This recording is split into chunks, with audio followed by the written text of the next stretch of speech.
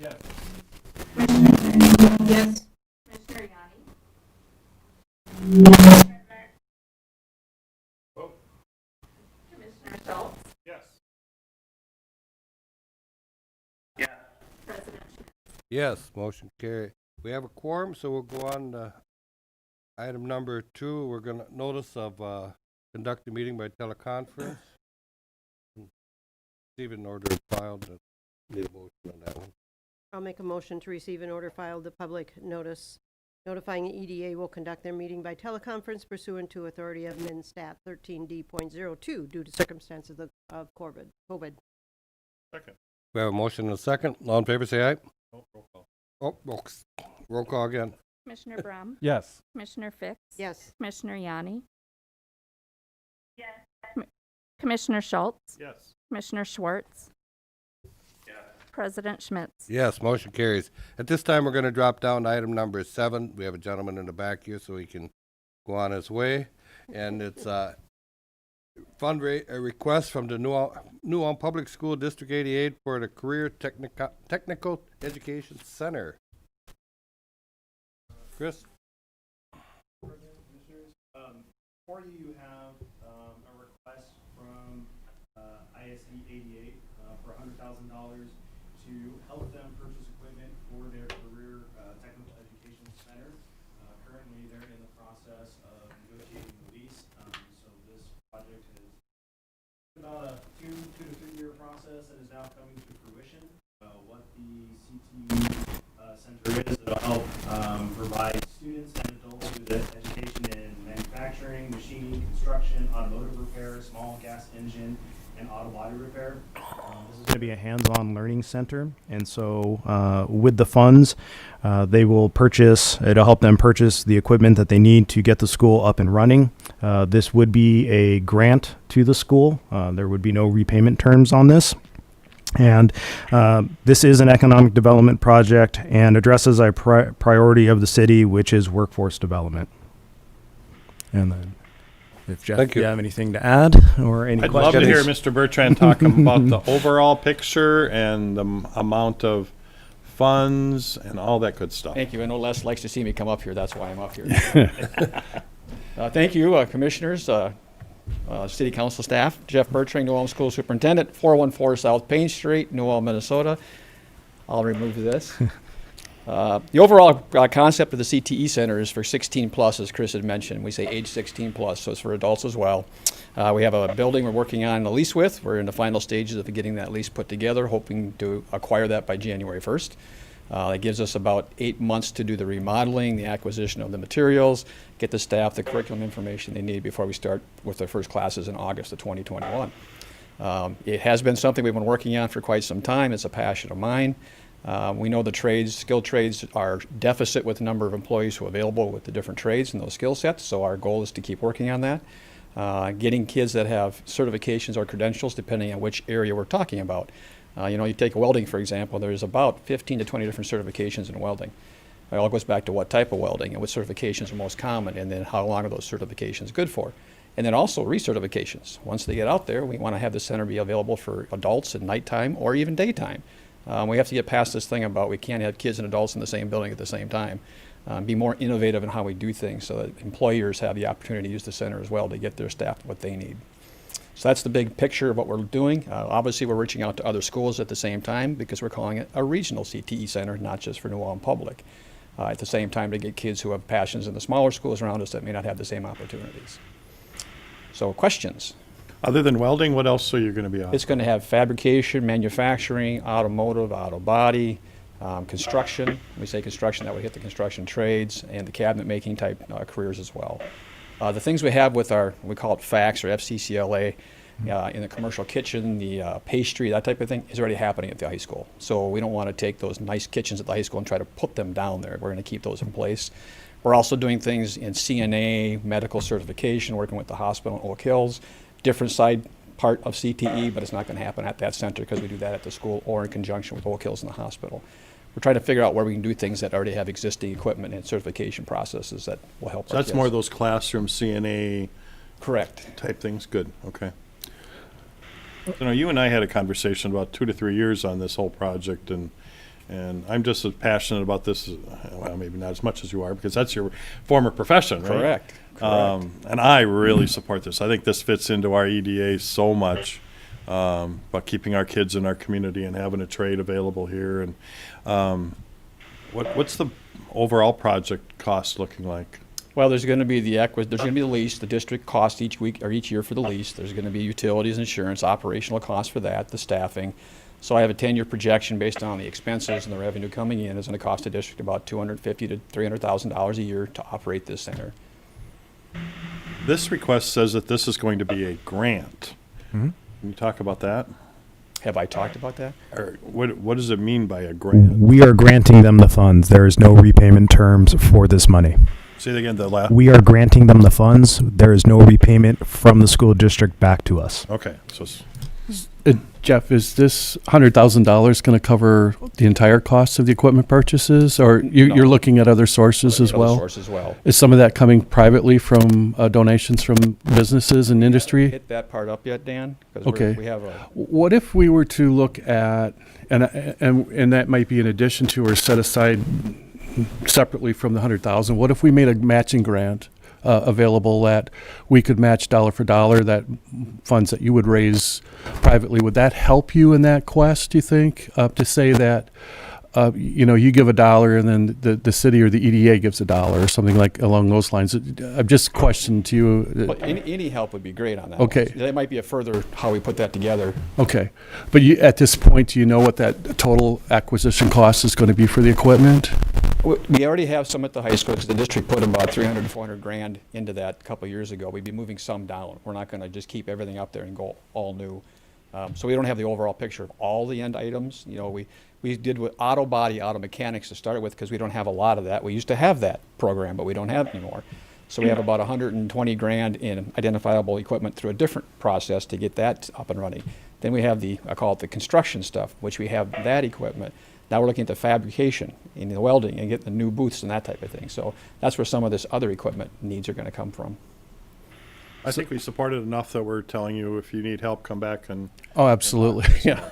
Well, that's kind of, yeah, I mean, I would anticipate this 100,000 may not be the last monies you could anticipate needing.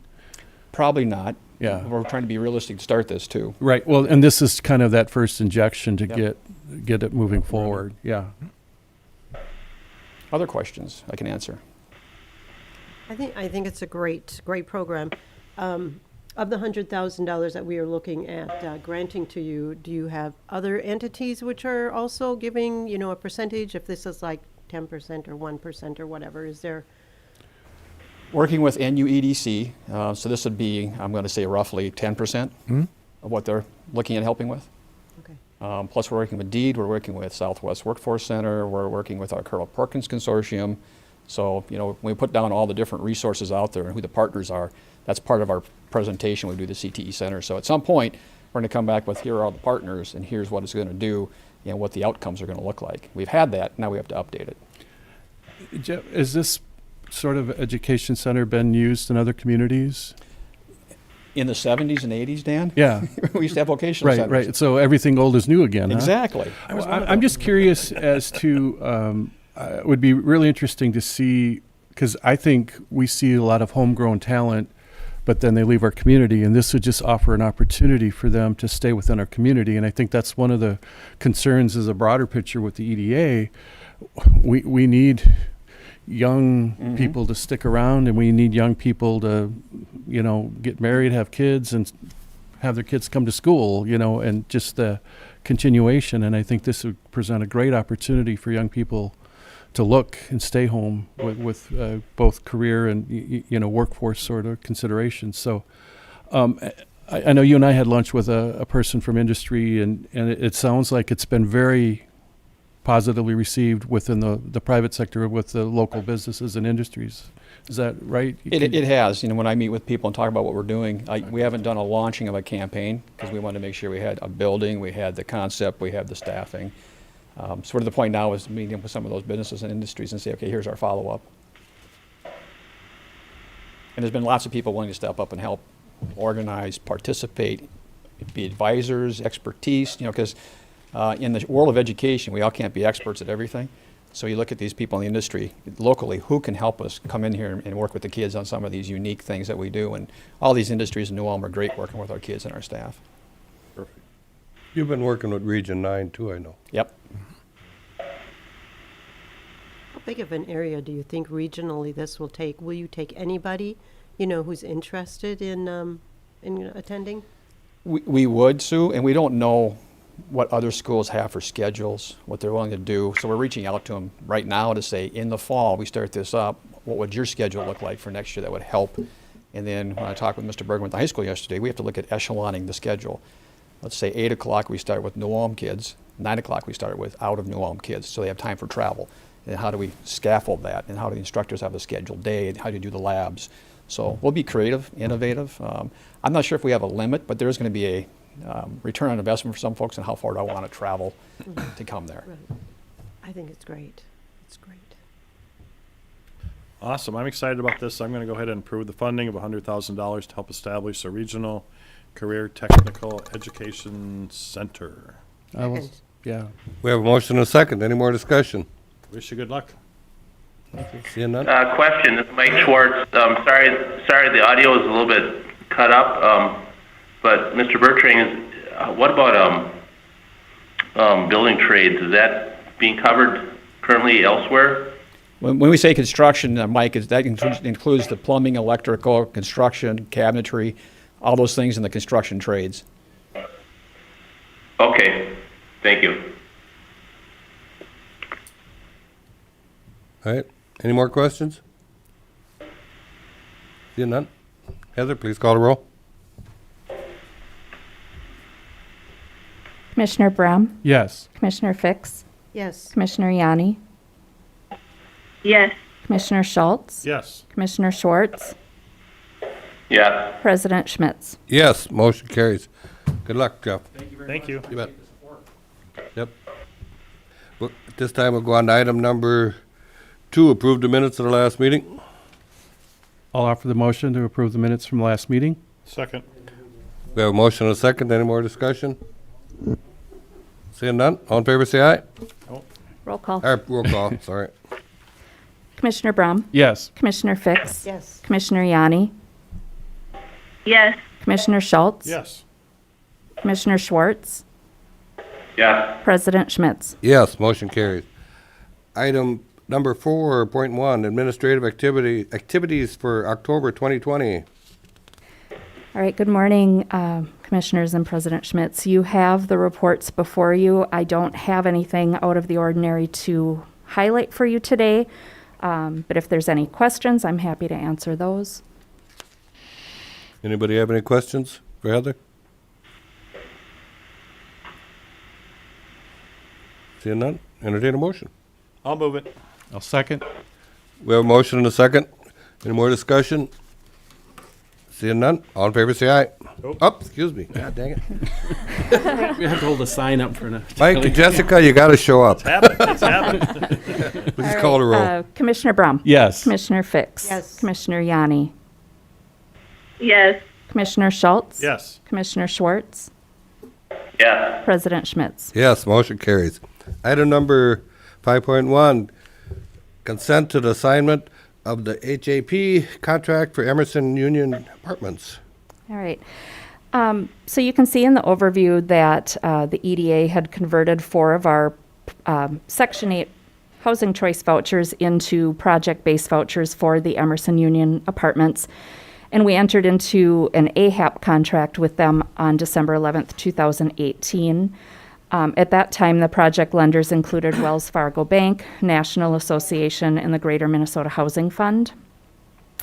And Wells Fargo had requested that the EDA consent to the collateral assignment of the AHAP contract and the HAP contract, which would allow the transfer of the contracts from the developer to Wells Fargo, and this agreement would serve as collateral security for their loan. At this time, the developer is preparing for their final loan closing with Greater Minnesota Housing Fund as their lender. So the new HAP contract would allow the transfer of these contracts from the developer to Greater Minnesota Housing Fund and serve as the collateral for their loan. The city attorney and staff have reviewed the request and find it to be acceptable. So this should be the final step in this process that started almost 2 years ago. They don't, at the time of the writing of this action form, they did not have a closing date, and I still don't know if that's been scheduled, but they are very close to getting a closing date and moving forward. Approval of this document is necessary in order for the project to proceed to close.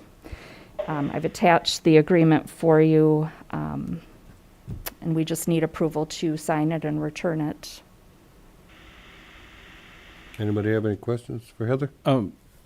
It states that it needs HUD approval, so I'm assuming, is that our responsibility to seek approval from HUD, or is that part of the developer's responsibility? I'm not really sure. I've been talking with the developer, and we've been trying to figure that out. One way or the other, whether the developer submits it or I submit it, we'll get it submitted to HUD for approval, and we don't anticipate any issues there. They approved it back when we entered the AHAP contract, so they're aware we did this. Okay. And are those vouchers being filled at this time? All 4 are being used. Okay. And we actually had one already go over income, and will be going off the program after 6 months. Okay. So I would, this is very similar to me, and any of the bankers on the group would know, like an assignment of rents would be something we would see as a type of collateralization for type of loan, and that would just be a kind of a variation on that. So I don't see any issues from our standpoint, and I would not want to be the one to hold up their closing or whatever to get this thing finalized. So So you're offering the resolution? I will, and I don't want to cut anyone else off if they had any comments or questions, but I will go ahead and offer the resolution and waive the reading to approve the consent agreement. I'll second. We have a motion and a second to offer the resolution, waive the reading. Any more questions, concerns? Seeing none? Heather, please call the roll. Commissioner Braun, Yes. Commissioner Fix, Yes. Commissioner Yanni, Yes. Commissioner Schultz, Yes. Commissioner Schwartz, Yes. President Schmitz. Yes, motion carries. Item number 6.1, EDA claims list. Anything out of the ordinary on here? I don't think so. I mean, we had another turnover, so we had another flooring bill, but that's about it. I love the name of our painting company on the last one. That's how we roll. That's marketing for you. I'll approve the claims. I'll second. We got a motion and a second. Any more discussion? Seeing none? Please call the roll. Commissioner Braun, Yes. Commissioner Fix, Yes. Commissioner Yanni, Yes. Commissioner Schultz. Yes. Commissioner Schwartz, Yes. President Schmitz. Yes, motion carries. Item 7.2, transfer of funds for the rehabilitation loan fund. Nicole? Commissioners, this is just a request to bring this fund back into the black. There was a loan issued last month that put that loan program basically over what was allocated to it at the time. And I just need to get that fund back in the black before we hit year end. There's about $633,000 that's owed to us out of that fund. About $7,200 comes back every month in principal and interest payments. So we wouldn't be back in the black if we just depended on payments by the end of the year. So I have to request this transfer by resolution in order to do that. Thank you. Any questions for Nicole? Just wondering, would it be prudent to add some money to it? Because basically, if somebody were to come for a loan, we're not going to have enough funds for up to, 9 or 10 months if they wanted. I can go for that. Commissioner Brown, yes, we have discussed that. What is our next steps with this? And it was suggested that maybe we bring those requests to the EDA. Currently, as it stands, any request over $50,000 comes before the EDA anyway. So there was a little bit of talk of hesitating to designate funds at this time, but just to make sure that those requests come before the board, come before the commission. So the $75,000 request would come anyway. Yep. But any sort of smaller requests, they would have to effectively come to get funding requests. Well, it's Would that anything over 50.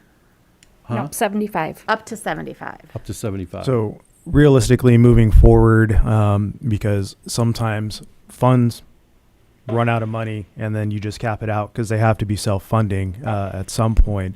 So if someone comes in and they have a project that is viable, it really does something to the building, really helps a facade, and maybe not just windows, but replaces some things that are really broken on the building to help it out.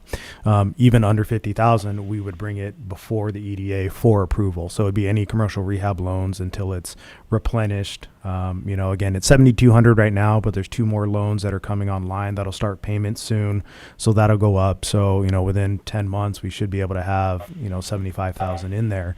The other reason to really not fund it right now is there's a lot of projects out there on the horizon that the EDA kind of needs to potentially set money aside for. You have the mall project. You just gave out $100,000 to the CTE center. If you're looking at putting more money into the CTE center, we have to set that aside. There's a lot of big ticket projects that potentially are coming. We're at this time setting money aside for that. Isn't the highest of priorities because, like Nicole said, there's about $630,000 out there in loans that we have, and that's a huge pot of money that we should just wait till it replenishes and kind of self-funds. But if there is a project, we can bring it before the board and see if that's something you want to put money into. Would that potentially delay, though, somebody wanting to get started on a project if they have to first come and get approval for funding from us? I mean, I could anticipate that. The other thing is I think in the construction area right now, costs are quite high. Yep. And I think what we're going to continue to see is these projects, as they come forward, costing more money than they have in the past. So I don't know, even with the 600,000+ that we've got, is that going to cover us going forward? My concern is over the next 9 months, I know it's just getting cold now, but spring isn't too far off, and I think that's when a lot of businesses would think about maybe potentially going into a remodel project.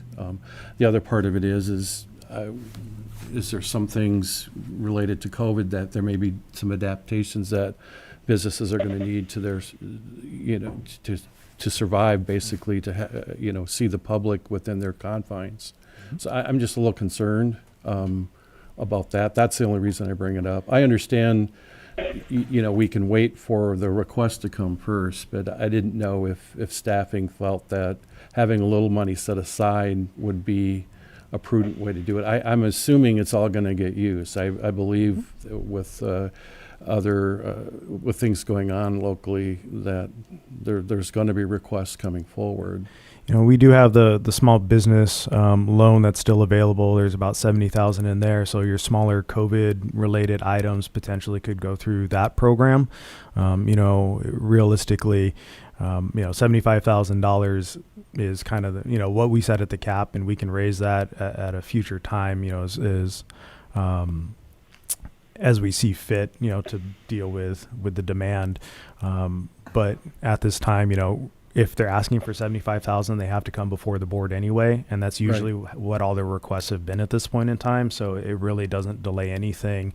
And talking, when Audra or anyone talks to potential business owners or property owners, we'll just have to let them know that this has to come before the board and they have to approve it. So it kind of. But at the current repayment, we'd be funding just about one a year at 75,000. Yep.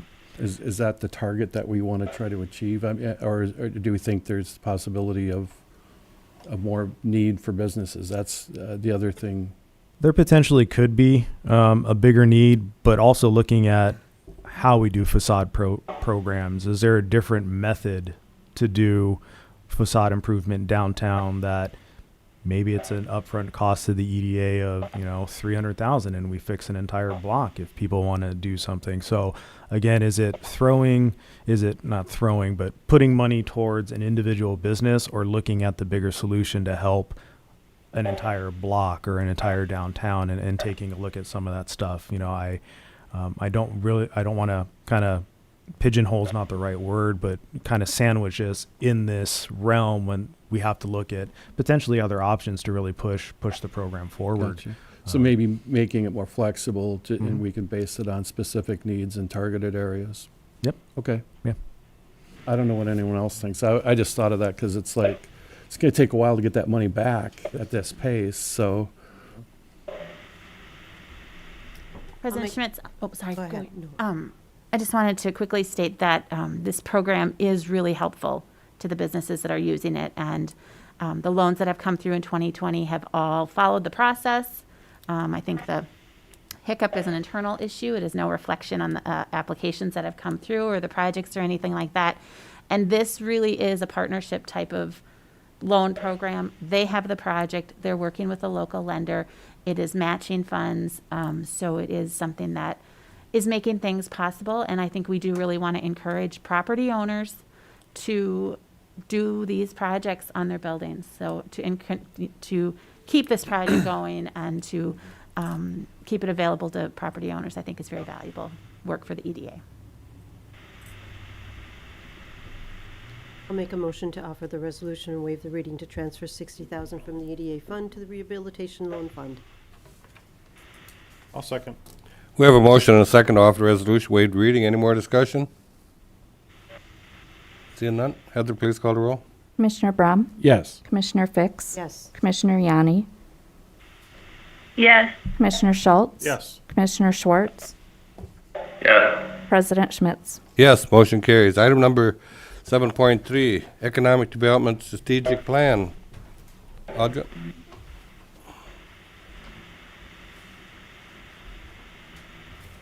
I have technology today. Dun, da, da, da.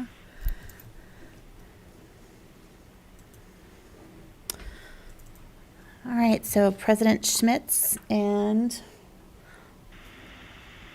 commission members, I need a little assistance to get it onto the big screens. So even though I have technology, I need technology assistance.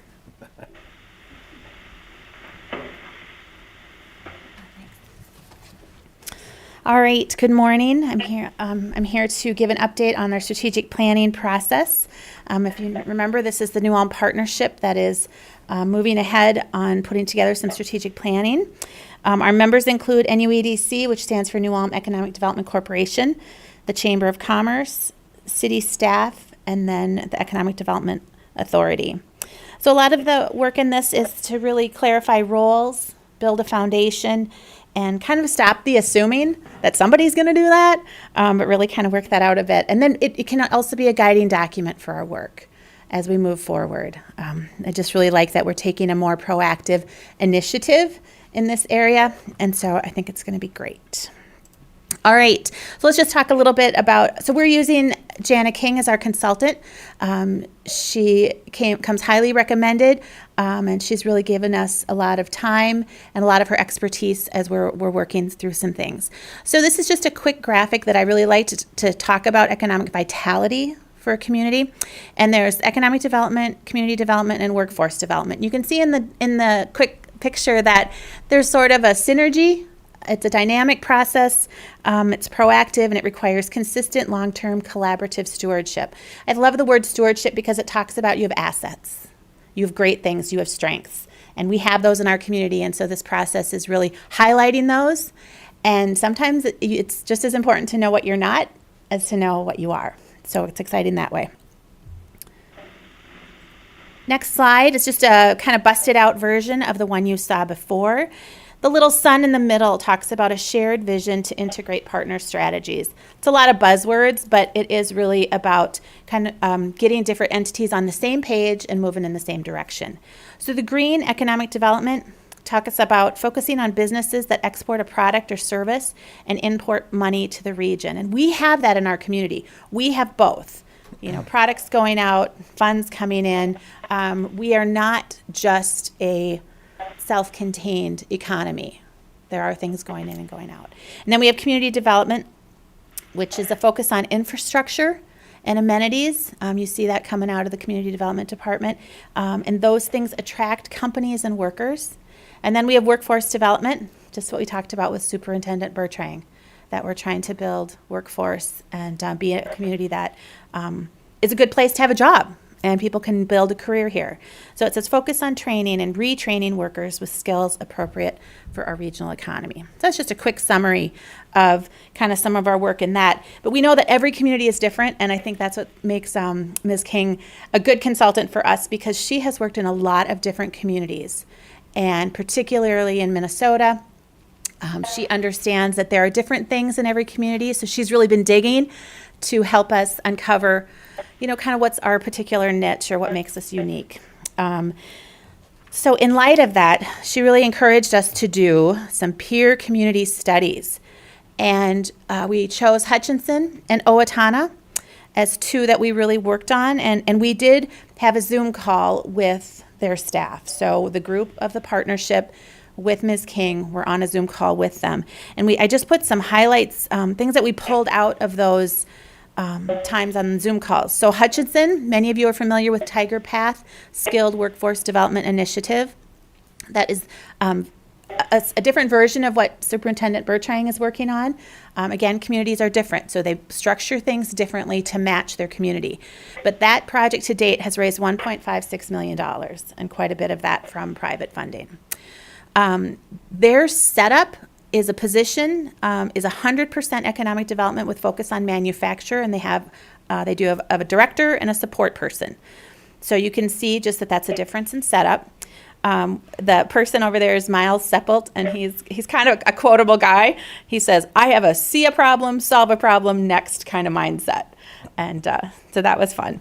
And then they do have a strategic plan, and it's from 2020 to 23. If you're interested, it is available on their website. But it's great to see that other communities use that process to kind of guide their work.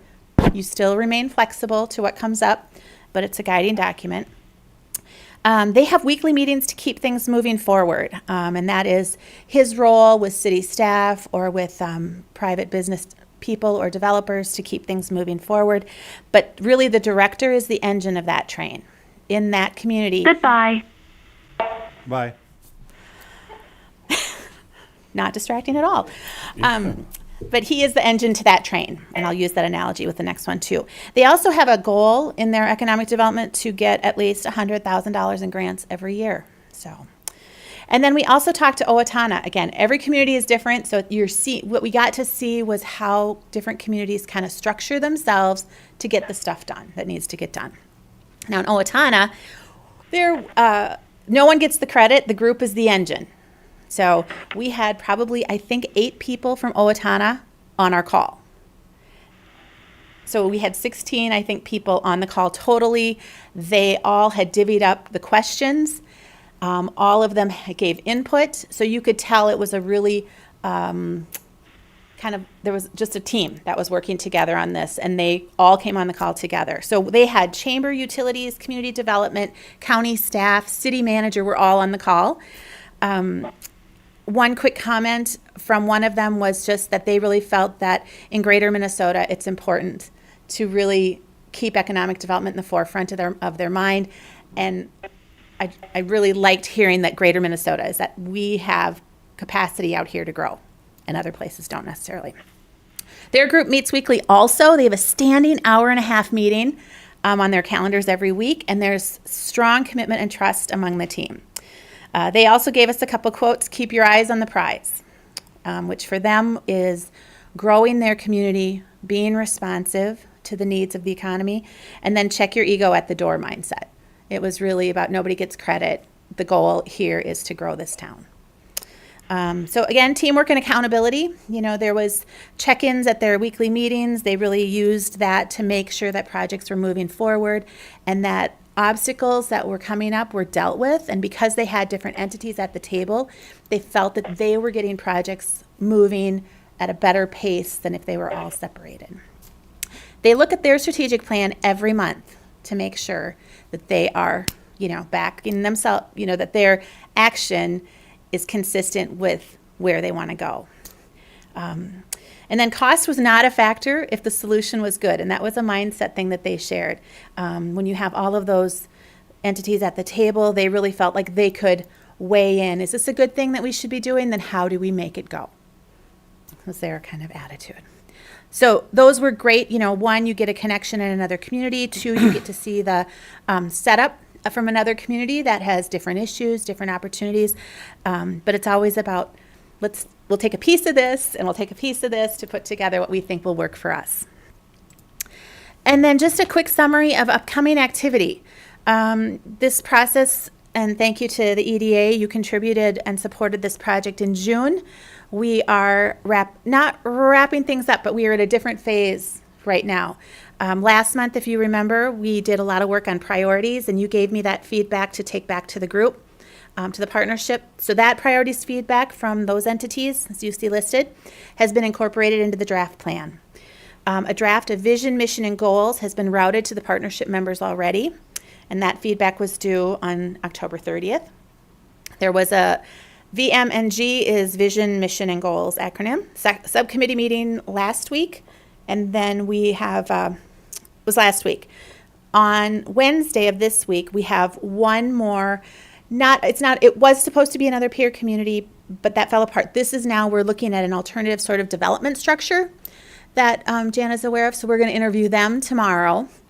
And then we have another partnership meeting scheduled for next week, and then there will be a Zoom on December 2nd with stakeholders. We don't know the time and the details necessarily of that yet. But that is our future process, and then, by 2021, I'm assuming that we'll have some more concrete things to bring to you. Any questions on the process or expectations or concerns? I know I was involved in several meetings with Jana King, and very, very impressive facilitator, and just really knows her stuff is probably what I would say. And one of the comments about the Hutchinson and Owatonna that was different than us is that those folks in both those cities have been in their positions for a long time. A lot of the leaders in a lot of those positions. And we, unfortunately, by retirement and change, don't have that as much. We have changes here at city staff and the chamber and EDC, and city council is going to be changing. And so just it's where I understand from what she was telling me that those folks have been around forever and they just mold together. So we have some work to do, some process building there. But like I said, I've been very impressed. So do you see some concrete recommendations coming out of this group, or when this is all said and done? Yes. Okay. I think, yes, certainly. And when do you expect those to come? Guesstimate. I know Guesstimate, I would say by January. Oh, really? That soon? Yeah, I think we have some things already in play. We're working on a new city website, so that has spurred some of those maybe internal building blocks to kind of be pushed to the forefront. And this is one of those things where there's a lot of activity in a lot of different places, but all heading in the same direction, which is what we want. So I think we've got some already concrete things going ahead. And Jana's working us through some of those processes of, okay, you know what this looks like in these communities, and you see the success that they're having. What are you going to change to help ensure that you have similar success? Okay. So I would assume that concrete and change would be included in that. Okay. And then this information will be getting out to our other players. We're just the EDA, to the city and to the chamber and to other groups. Okay, I figured that was part of it. So the priorities feedback work kind of exercise that we did last month here at EDA was also being done by the chamber board and was done by the NUEDC. So we're kind of there's representation on the partnership group from those groups, and we go out, we bring that information back in. Jana puts it into the project. So yes, and these are all entities that are not just stakeholders, but are partners and also are people that are doing economic development. So, you have it in your name, but so does NUEDC. Everybody has a piece of it, and so we want to make sure that everybody's just headed in the same direction. Great, thank you. Thank you for your work on this project. You're welcome. Any questions, Roger? The director position in Hutchinson, is that a private or a public group? I want to say that it's public. He's part but of I'm the not city. for sure. It's a city position? Yes. Okay. Thanks, Chris. Okay, thank you. Thank you. Entertain a motion, receive and order to file? Move it. Urgency, yeah. Second. We have a motion and second. Please call the roll. Second to catch up. Okay, Commissioner Brum. Yes. Commissioner Fix. Yes. Commissioner Yanni. Yes. Commissioner Schultz. Yes. Commissioner Schwartz. Yes. President Schmitz. Yes, motion carries. Item 7.4, 2020 audited annual financial report. Go ahead, Good Nicole. morning, Commissioners. As usual, will go through this report fairly quickly. I know a lot of numbers thrown at you right away gets to be too much.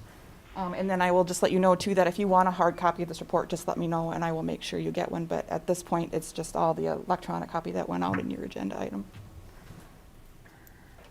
So the auditors were here in July and August to audit the year ended June 30th, 2020. And there wasn't a ton of changes throughout the year as normal. Going over everything in total, looking at the net position and some of the changes, the net position did actually increase quite a bit over the year. That was due to mostly to changes in assets and some grants that were received to help with the improvements in those assets. The cash and investments decrease was due to the new loan programs and then the COVID grants that were issued as well. So that was the big change there. And the operating revenues were up, and that was mostly due to services and charges and operating grants that were received. A lot of times that's the timing in the grants too. They may have been applied for in the year before or received at a different timing, or if HUD or HAP or whatever approved at different times or sent it out at different times. So it just, that sometimes will fluctuate from year to year, showing when the grants are higher or lower. And then the expenses in total were down a little bit. This is just another slide comparing the last few years. It compares the net position in total between the business and government activities. So this includes Garden Terrace, Broadway House, Section 8, all of the public housing as well. And you can just see that everything went up a little bit. The assets increased a little bit. The liabilities increased a tiny bit. And then the total net position, of course, as I said before, did go up. This next slide compares the programs to each other as far as who contributes what to that net position. And as you can see, the market rate housing contributes almost half of that net position to the EDA, and so that's Garden Terrace. So of course, with all their rents and it's a more business type activity, it naturally contributes more to that position. And then the governmental activity and the public housing, or the public and Indian housing, which is Broadway House, make up the other larger parts of the EDA. This one compares the cash and investment balances by fund. As with the other, the market rate, the Garden Terrace has the largest portion of the cash and investments. And you can see that the general fund decreased quite a bit this year, and that again was due to those grants that were issued out of the 260 out of the EDA fund for the year. Then comparing the revenues to prior years, looking at governmental activities, the revenues did decrease a little bit. That wasn't anything significant. It was minor things between just little things in different funds. Then the business type activities, the revenue did increase quite a bit. Again, that was the grant. The business type wouldn't be grant. That would be Garden Terrace. And then in total, of course, it went. The revenues increased. Looking at the expenses in all the areas did decrease a little bit, so that's always good when we're keeping our expenses in check and managing some of those. Looking at the governmental activity, so this is the EDA, the Fund 260. The revenues did go up a little bit, and that was grants, I believe. And then expenses increased, and again, that was the grants that were issued for COVID and the home buyers and the small business loan programs that were put in place. So that resulted in the net position decreasing of the governmental activities. The public and Indian housing or Broadway House, you can see the revenues did go up. That was due in part to the HUD grants and then some transfers that were received, and those would have been from other governments. The expenses went down a small amount. And that was just small decreases in several different accounts. And the net position did go up, and that was mostly due to those grants and those transfers. Then looking at the Section 8 program, the revenue also went up here, and that was due to the grants again from HUD. The expenses increased by just a tiny amount of about $2,000, and then the net position then also increased for the Section 8. Then looking at the market rate housing, which again is Garden Terrace, the revenues increased, so that would have been interest and rent increases. The interest will not play that same role this year due to the market changes from COVID. Expenses increased about $82,000, and then the net position also increased. And that net position then is due to some of the improvements and projects that were done at Garden Terrace. The rental properties, these are the houses that we have for rent. And this is a small fund, so you can see the revenue increased just a tiny bit. The expenses were down also about $5,400, and then their net position did go down a little bit. And that was probably just, or I shouldn't say probably, that was due to the depreciation in that fund. And then looking at the capital assets in total increased about $70,000. So that would be the difference between the depreciation and then in the improvements that were put into place. And some of those improvements included the land improvements and landscaping changes at Garden Terrace, and then the furniture, equipment, and HVAC, some lighting, and some fire alarm system improvements that were also done in some of the buildings. In summary, the auditor didn't find any issues with the audit, so we got an unmodified opinion again, which is always good. There was no instances of non-compliance found. Everything was done as it should have been done, and there were no deficiencies in internal controls found.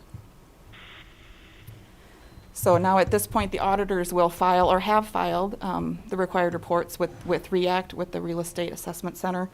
And I believe they've gotten those back and submitted any changes, so everything is good and approved there. So unless you have any other questions, that's all I have on that. Anybody have any questions for Nicole? Good report. Thank you. Thank you. All right, entertain a motion, receive it. I'll offer the motion. Second. We have a motion and a second. Any more discussion? Seeing none? Heather, please call the roll. Commissioner Brum? Yes. Commissioner Fix? Yes. Commissioner Yanni? Yes.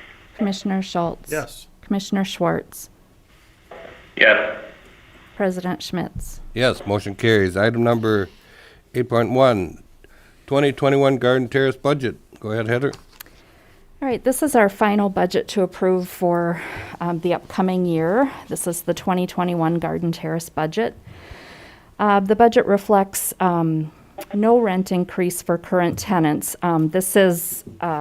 We did things a little different this year, and I'll explain why. As you know, for several years, I mean, over 10 years, we've been increasing the rents every year to try and get them up to the market rate rents in line with other market rate properties in our community. And we feel we've done a good job at that, and it's been a little painful for the tenants who have lived through those rent increases every year. So part of the reasons we're recommending no rent increase for 2021 is just to give them a little bit of relief, and also because of COVID and people that are living there maybe have been struggling financially. That was another part of that decision.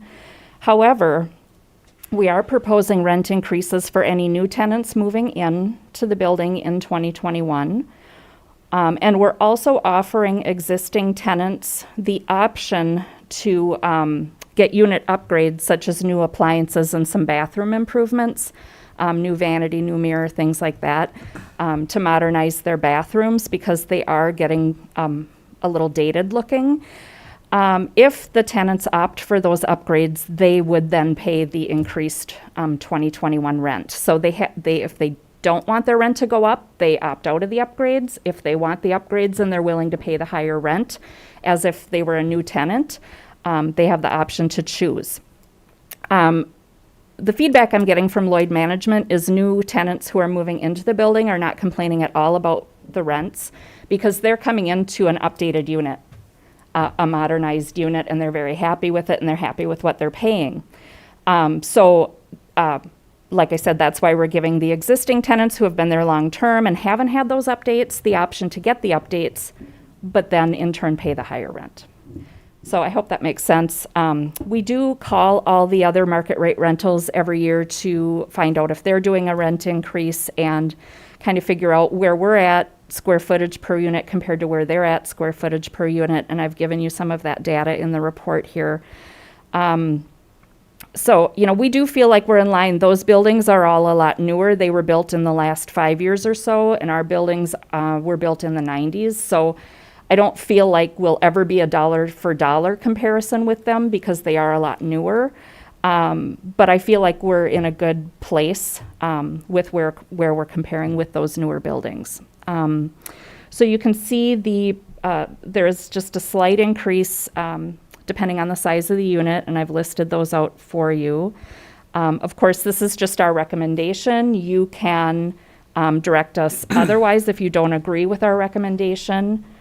So we're open for discussion at this time. There was the one typo there, right? Oh, yes, I'm sorry. Les did question me on the typo. The two-bedroom corner unit, the current rent is $950, not $995. So they are not getting a $5 decrease. In fact, it would be a $40 increase. Yeah. So thank you for that. And thank Puzzle you was for going together until I got to that one. reminding me, yes.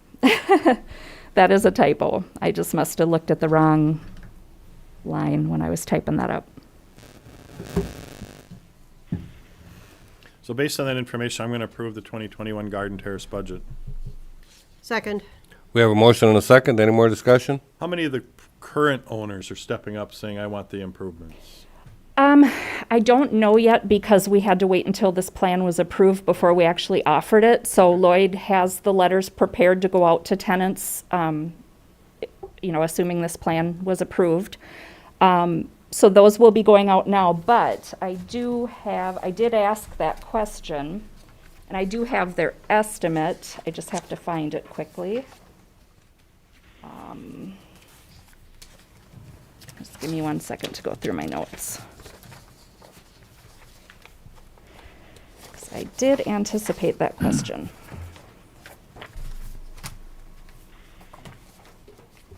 That's fine. You can just keep us updated on. Yeah, I want to say it was like 30 out of the 88 they budgeted for. It's about 30%. Roughly, yeah. Okay. Thank you. So if we cap the rents this year, what does it mean for next year? My only concern is, and I was on the commission when we first implemented this plan, and I think there was far more pain back then because we had left the rents so low for so long. Yeah, and that was actually before I started, so that was in like 2006 or 7 that process started. And so it's been going on for quite some time. Right. I just did, if we do this year, what does it mean for next year? Would it potentially make for larger increases next year because we've foregone any increases this year? That would be my only concern that I would like to express, because back when we first initiated this plan, this room was full of people from Garden Terrace, complaining about it, but we felt that was the best measure we could take because we were hearing that we were keeping rents artificially low throughout the community because we would never, look at that formulation and look at what we were charging for rents compared to the rest of the community. So that's my only concern I would express is that, and I get this has been a completely unusual year in a lot of respects and that people would deserve a break. I get it. Mm-hmm. and I would support that, but I just want to make sure that we come back next year, we look at these proposals with a fresh set of eyes because I think the longer we would forego this, would make for future pain being greater for those tenants. It's easier to do it incrementally and instead of large, rent increases less periodically or whatever. So anyway, that's all I have to say. Those are good points, and I anticipate this this to be a 1-year, pause on the rents, just to give them some relief. They've had a rent increase every year if they've lived there since, this started for, 12 years or longer, 12, 13, 14 years. So, I anticipate this to be a 1-year pause, and then we'll come back as normal next year and get back on track with regular increases. How many new renters do you usually get each year approximately? They've had a lot of turnover. It's been at least 2 a month, it seems, so 20 to 25. Thank you. Any other questions? Chris, do we have anyone that's participating in that rent-to-own at this time? We have one person that is potentially looking for a home right now, and so once they find a home, they will be able to take advantage of the credit or rent for credit or Sure. credit for down payment program that we have at Garden Terrace. And these rents being just frozen for this year, that's not going to negatively impact any of that? No, Okay. no. I thought so, but I just wanted to make sure. Okay.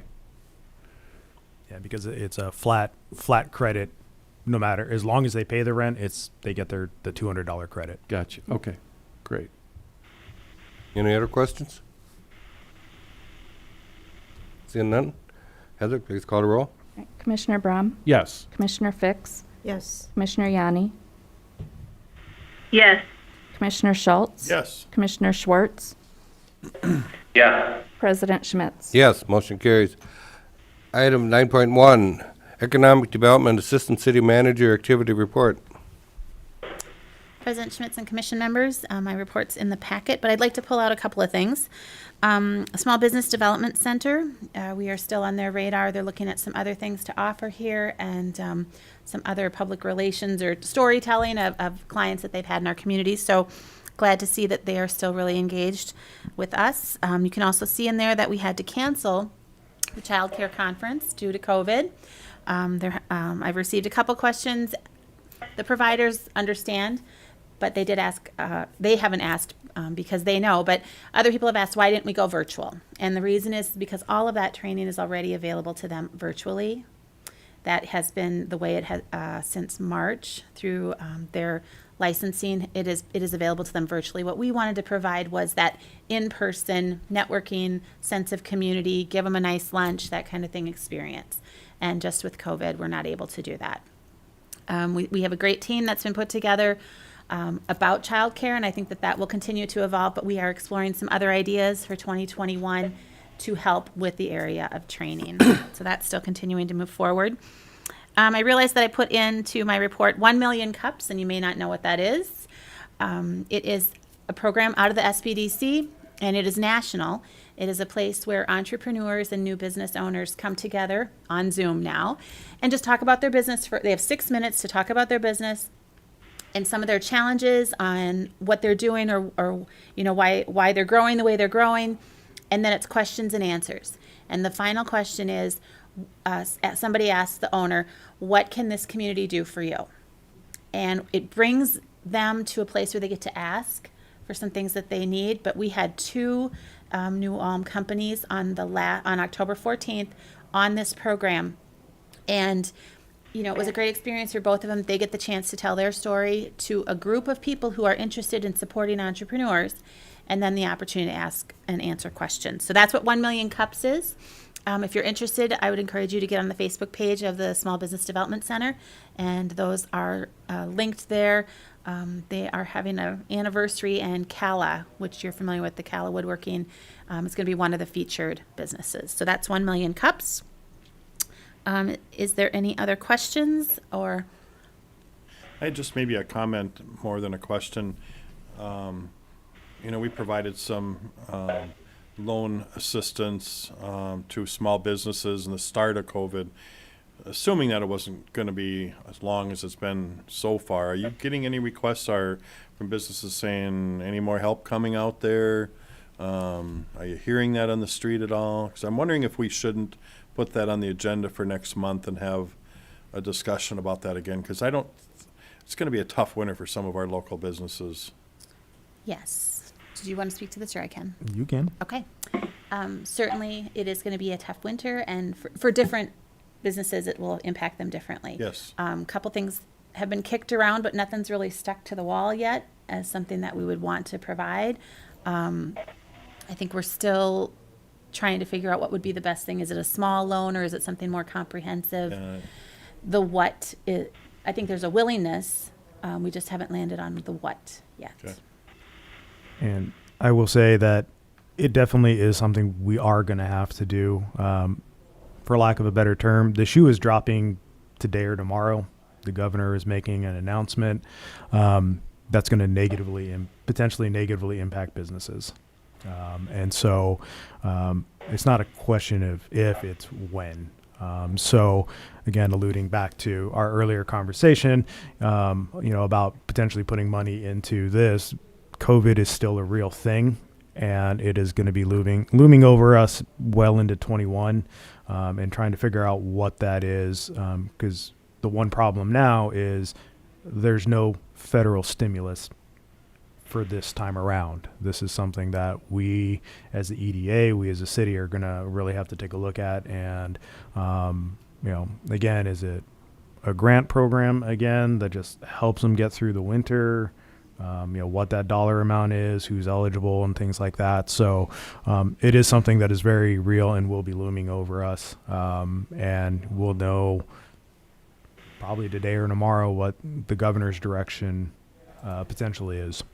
Well, and I think if you hit on something you think will work, and it doesn't have to wait until December's meeting. We had emergency meetings before, and we can certainly step up and do that again. Yeah, we did when we first initiated that COVID grant program, and that I'm was hearing exactly you. what I was going to say is I think the next few days and weeks are going to be very telling. Yep. And I think we want to be ready and responsive if the need arises, or we perceive that it arises locally. And I agree with you, Chris. I think this round, if you want to call it that, is going to be shouldered more on a local level. Mm-hmm. So we really have to prepare ourselves for that Right. possibility. So now maybe putting extra money into the rehab loan program doesn't sound like such a bad idea. Well, Yeah. wait, huh? Yeah. So we did get 75. So after giving the money to the CTE, we roughly have about $1.1 million, or a little bit less than $1.1 million available. But that's including a lot of the future projects moving forward that the EDA is going to be kind of tasked with help funding at some point. So, But we could partner with some of our fellow agencies and help build that fund. potentially, yes, Yes. if they EDC step up to the and, plate. Again, I don't know what the future of the EDC is at this point. Yeah, I think they're committed largely to funding the CTE center. CTE, and that's basically where the bulk of any of their funding is going at this point. Okay. Yeah. So, it's really going to fall on the EDA and the city to really fund some of these programs coming up. So So we'll leave that up to you two. If you decide you want an emergency meeting, bring us back. Yep. It sounds like you've made some great contacts with Hutchinson and Owatonna. So knowing this, the governor brings something forward, to be able to reach out to them and say, hey, what are you guys going to do? Or you've got contacts there to find out other options of what's happening. Yeah, So great I idea, think great that's idea, a yeah. great. Well, and great we have source. Ms. King, who's, kind of got her finger on the pulse of the state too. So, yeah, we will definitely be watching others, but also paying attention to what we're hearing Yeah. from Well, our own and businesses. that raises another question too about SBDC, Small Business Development Center or whatever. I have to assume they've kind of made adjustments and recommendations and changes in a COVID world as well. So that could potentially be another resource we could utilize too, if we start to look at how can we best impact our small businesses. They may be able to come forward and provide us with some guidance as well. I think it's great to have the money available, but I think what we want to try to do is leverage it absolutely the best we can, because it's not an unlimited pot of money. We all know that. So to make it do the most good that we can and it most positively impact our community. But I think we have to be anticipating a pretty good likelihood of us having to come forward and provide some of those funding again, I would believe. Yeah, you know, a lot of Because of not doing it could be really devastating. Absolutely. you know, Devastating to our community. This you know, it year. really comes down to educating the businesses as well. You know, COVID has taught us this community many things, and it's, you know, a different way of doing business, online ordering. You know, if businesses haven't gotten to online ordering at this point, it's something that needs to be pushed and needs to be put out there. There are very inexpensive solutions to get to online ordering and things like that. You know, looking at, you know, kind of what the rest of the world does. You know, we don't have DoorDash or Grubhub or Uber Eats or something like that, which, again, if your business is making food, well, how do you get it to people sitting at home? You Do we deliver make it. something like Almer Eats or something? You know, something like that. I mean, local you know. resources. I mean, I would love to see, I hear that talk too, that people really want that delivery Well, service. but just to do it locally and put together the resources. I would think that there's probably some business owners that just don't really Yep. completely understand that. So if we could provide some assistance, and I don't know if that comes from the Small Business Development Center, if they've got those resources, but we could put a package together potentially of just that item alone of delivery services that we could facilitate locally and provide those sorts. That's a great idea, I think. The chamber's been doing a really good job pushing that information out to Good. its chamber members, and, you know, really getting it out to the business community with their, you know, business roundups and stuff like that. You know, sourcing out inexpensive ways to do online ordering for businesses that don't have it, and putting out other ideas like that. So, you know, partnering with them and getting that information out is simple enough. So, you know, it's really pushing a lot of that stuff. And just to respond to the question about the SBDC and their efforts, they pivoted a lot when COVID hit and really pushed their financial consultants to work with their clients on the PPP and those programs.